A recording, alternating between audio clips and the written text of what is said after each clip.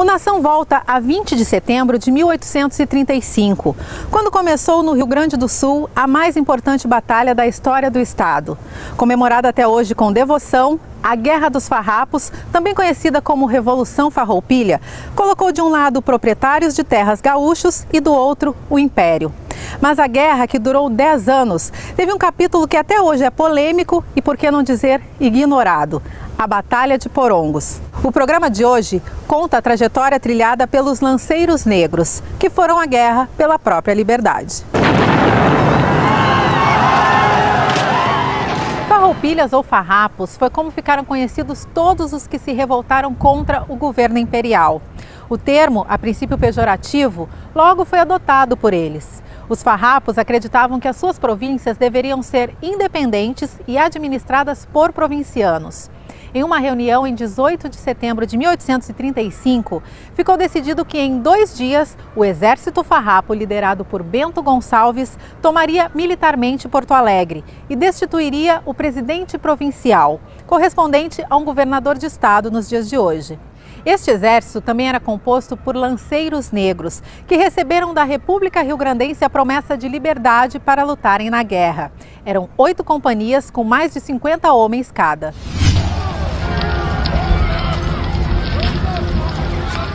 Juremir, quem eram os lanceiros negros naquele contexto da Guerra de Farrapos? Os lanceiros foram, antes de tudo, bravos soldados.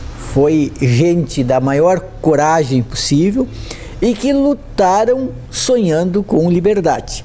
A gente precisa pensar naquele contexto da Revolução Farroupilha como uma guerra civil que opôs os proprietários gaúchos ao Império. Dito de outra maneira, é bem simples. A Revolução Farroupilha foi a revolução dos proprietários rurais gaúchos contra um tratamento dado pelo Império que eles consideravam como inadequado. Eles queriam pagar menos impostos, eles queriam um tratamento mais privilegiado de parte do Império. Então eles se insurgiram e, para lutar contra o Império, eles foram obrigados em determinado momento a buscar mais mão de obra militar. Então eles começaram a estender essa possibilidade aos escravos ou ex-escravos, principalmente aos escravos dos imperiais. Os estanceiros tinham as suas milícias, os seus peões que lutavam. Os estanceiros eles eram militares que estavam na luta. Para encorpar esse exército, começaram a surgir a necessidade de buscar mais homens. E começaram a vir negros. Negros principalmente fugidos dos oficiais que eram contrários à República. Porque os oficiais favoráveis à República ficavam com seus negros. E os escravos dos outros, dos contrários à República, perdiam seus escravos porque eles fugiam, porque estava assinado lá, venham para cá que são livres. A maior parte destes lanceiros negros não pertenciam aos farrapos. Eram soldados que eram cooptados do inimigo. Eram trabalhadores escravizados que foram capturados nas fazendas dos inimigos. Por quê? Porque os farrapos, eles não davam os seus próprios escravos para lutarem. No máximo, eles podiam vender ou eles podiam alugar os seus escravos, mas jamais doar para que eles fossem lutar. Esses negros, e é aí uma grande confusão que se faz.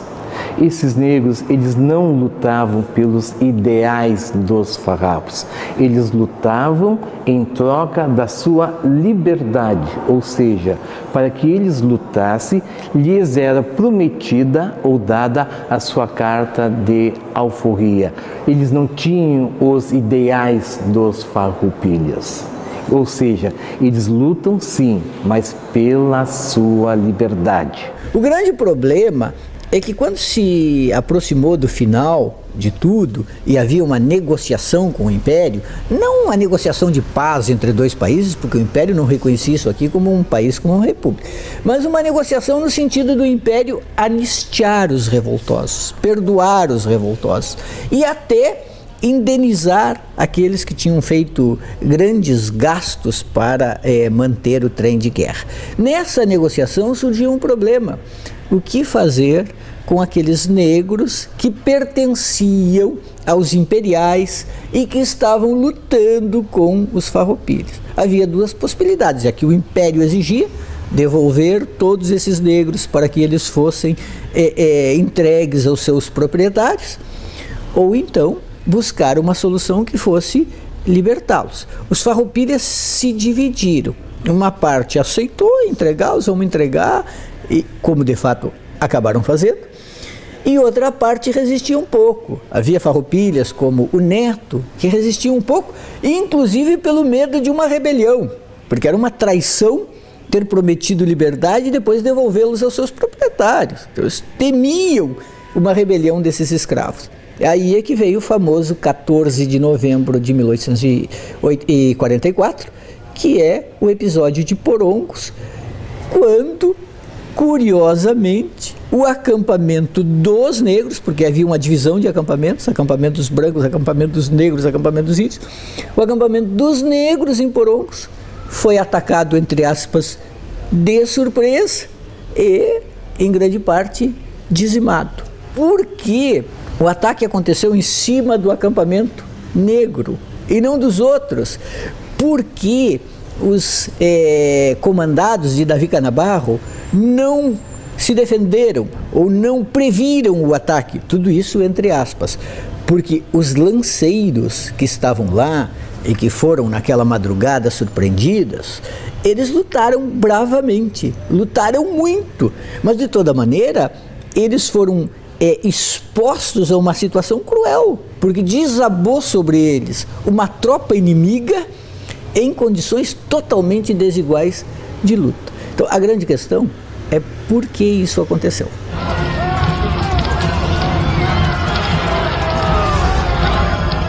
E por que isso aconteceu? Isso aconteceu, entre outras coisas, porque houve uma traição. Um dia antes, Canabarro desarma a infantaria negra para que Moringue, no dia seguinte, possa atacar. Era a noite no Cerro de Porongos, atual município de Pinheiro Machado. Davi Canabarro, general Farrapo e seus oficiais imediatos, entre eles o coronel Teixeira Nunes e seu corpo de lanceiros, descansavam. Foi quando apareceu Francisco Pedro de Abreu, o Moringue, quebrando o decreto de suspensão de armas. E ele só cai em cima deste acampamento dos negros, ou seja, devia morrer somente os negros. O Canabarro, que era o último grande chefe farroupilha, que estava lá em Porongos, ele foi várias vezes advertido de que a tropa imperial estava próxima. E, portanto, era preciso se precaver. Ele foi advertido da seguinte maneira. Primeiro, a irmã do general Neto, que também estava em Porongos, tinha um campo nas proximidades e ela viu soldados imperiais nas proximidades. Ela chamou um empregado dela e disse: vai até o acampamento dos farroupilhas, avisa o Neto de que os imperiais estão nas proximidades. O sujeito foi, avisou o Neto, que levou a pessoa até o Canabarro, e o sujeito disse: olha, as tropas do Moringue estão nas imediações. O Canabarro disse para ele: você viu o Moringue? Não, eu não vi o Moringue, mas nós vimos pessoas do Moringue, soldados do Moringue, que estão próximos. O Canabarro disse: volte para casa, o Moringue, sentindo a minha catinga, aqui não vem. E deixou por isso mesmo, e o Moringue veio. Então, primeiro aviso. Segundo aviso, o acontecimento, o episódio se deu em 14 de novembro. No dia 11 de novembro, uma vanguarda, uma patrulha do Canabarro, comandada pelo major Polvadeira, se bateu com uma vanguarda das tropas do Moringue. Morreram 6 pessoas. Portanto, se houve um confronto de vanguardas, patrulhas que iam na frente explorando o caminho, se houve um confronto de vanguardas 3 dias antes, significava que as tropas adversárias estavam muito próximas. Terceira advertência: um soldado farroupilha que estava prisioneiro dos imperiais foi libertado numa tramóia em que o Moringue disse para ele assim: olha, eu te liberto, porque ele ia ser deportado, se tu fores de volta para as tropas farroupilhas, na infantaria farroupilha, e tu começares a espionar para nós. O sujeito diz, não, eu não posso fazer isso. Não, mas já tem outros infiltrados lá. O sujeito diz, não, eu não faço isso. Mesmo assim ele foi libertado. Teria voltado para as tropas farroupilhas, chegou lá e disse, olha, o Moringue disse que tem infiltrados aqui. O que fez o Canabarro? Chamou a infantaria e tirou o cartuchame da infantaria. Desarmou a infantaria. Desarmou a infantaria. Resultado, na madrugada seguinte, as tropas foram atacadas, os farroupilhas foram atacados e a infantaria estava desarmada. Porongos é a maior traição que teve na história do Rio Grande do Sul. É a maior vergonha dos farrapos. O que aconteceu?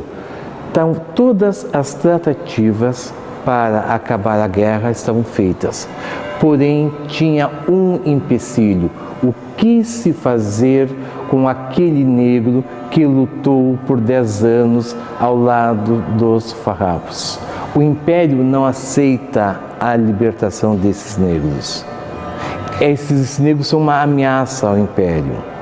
E aí a solução encontrada foi uma vil traição, aonde Davi Canabarro, juntamente com o Duque, com o Barão de Caxias, tramam um acordo aonde esses negros vão ser assassinados. Canabarro demarca um certo lugar, Porongo, a Serra de Porongos, aonde ele vai estar no dia 14 de novembro e manda avisar para Caxias. Caxias, sabendo disso, manda Moringue atacar os negros que estão no acampamento. A gente pode dizer que houve duas traições. A traição aos lanceiros, que foram expostos a essa situação terrível de desigualdade, mas que ao menos tinham as suas lanças para lutar e que puderam então defender bravamente o que foi possível. E além de tudo, os lanceiros lutavam a cavalo, alguns puderam até, quando ficou insuportável, pegar os seus cavalos e tentar escapar. E os infantes, que também eram negros, lutavam a pé e não tiveram armas. Os próprios defensores dos farroupilhas de hoje preferem falar só dos lanceiros. Por quê? Porque os lanceiros ao menos tinham as suas lanças. Então isso diminuiria o potencial da traição, porque ao menos eles estavam armados. A traição que eles querem esconder é em relação aos infantes, que esses ficaram desarmados e aí foram exterminados. O Canabarro tinha fama de traidor. O Canabarro teve pelo menos assim 5 situações em que ele foi acusado de traição. Primeiro, no combate de Ponte Verde, um combate em 26 de maio de 1843, em que ele, em princípio, tinha uma tropa de 2.500 homens contra 1.600 imperiais, em situação muito superior, e ele perdeu. Ele perdeu. Os farroupilhas disseram que ele ganhou, mas ele perdeu. E aquilo ficou muito estranho. E ele foi acusado de traição. A segunda traição foi Porongos. A terceira traição foi o chamado Tratado, entre aspas, de Ponte Verde, em que ele aceitou as condições do Império, entre as quais entregar os negros.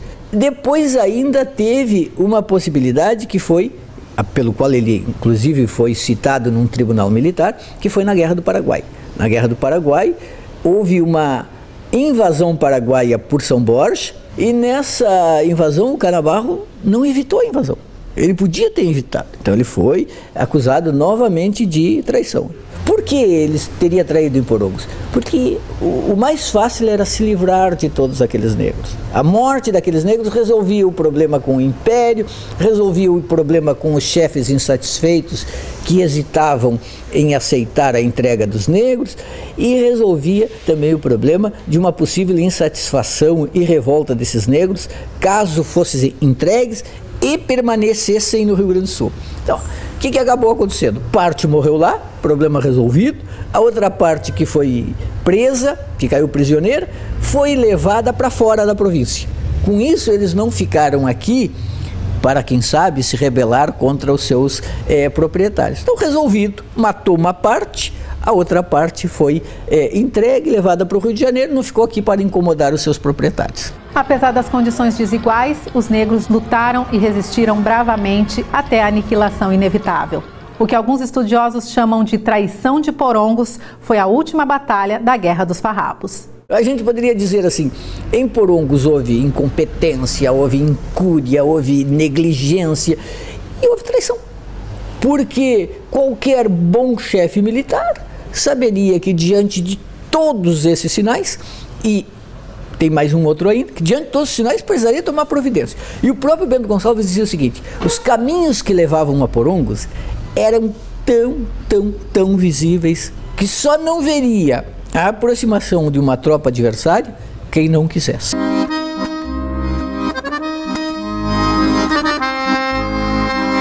A outra parte que pesa nesse dossiê da traição é que existe uma carta assinada pelo Barão de Caxias, que era o chefe dos imperiais, uma carta enviada ao Moringue, do Francisco Pedro de Abreu, que era o chefe da tropa imperial que atacou Porongos, uma carta em que o Caxias diz assim, faça o seguinte, avance em tal sentido, execute tais e tais manobras e ataque Porongos em tal dia, por tal lugar, porque já está combinado com o Canabarro.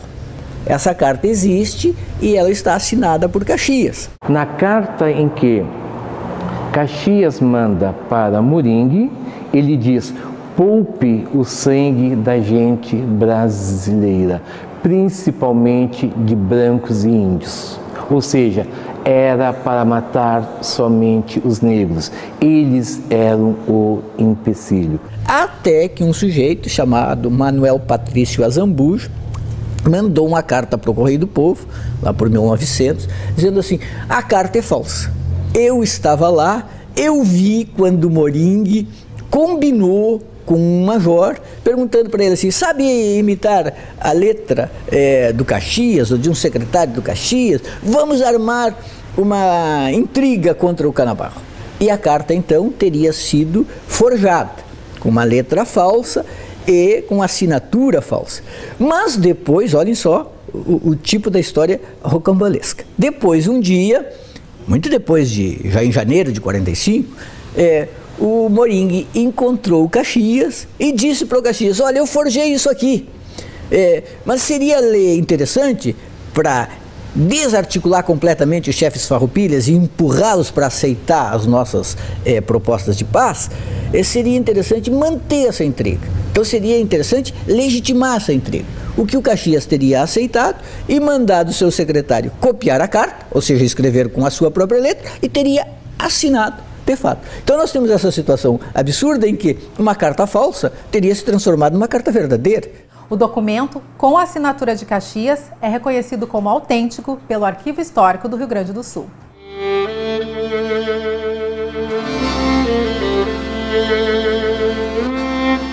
Nós podemos simplesmente fazer o seguinte, esqueçamos a carta.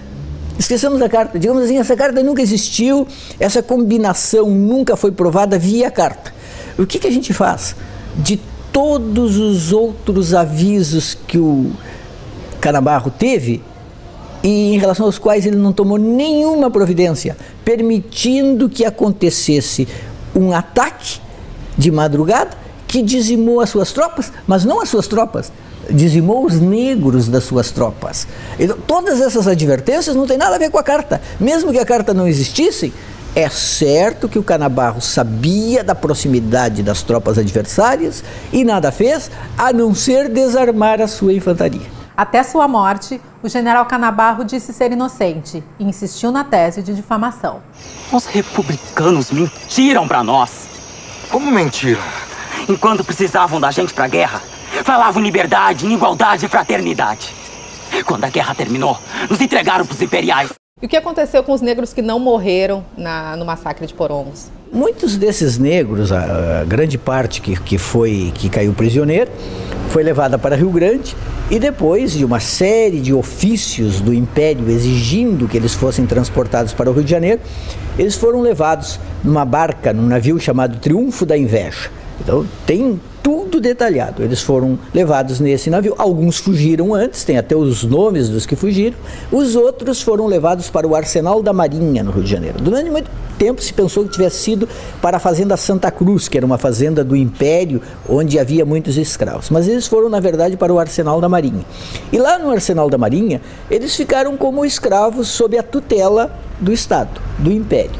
Mas eles tinham que trabalhar, o Império os alugava para famílias abastadas que precisavam de mão de obra para uma série de atividades, especialmente para a atividade mais infamante da época, que era o transporte diário dos excrementos das pessoas. Não havia esgoto, não havia um sistema de esgotos, então as pessoas em cada casa faziam as suas necessidades fisiológicas, isso era acumulado em barris que eram transportados por negros escravos nas costas para despejar no mar. Era terrível. No caminho até o mar, aquilo vazava e escorria pelas costas, pelo dorso dos negros. E como os excrementos têm um tipo de substância que afeta a pele, isso ia esbranquiçando a pele daqueles negros que faziam esse serviço cotidianamente, e eles iam ficando marcados como se eles fossem listrados, como se fossem aquelas listras de um tigre. E daí, inclusive, o termo tigrada, que é um termo de origem absolutamente racista.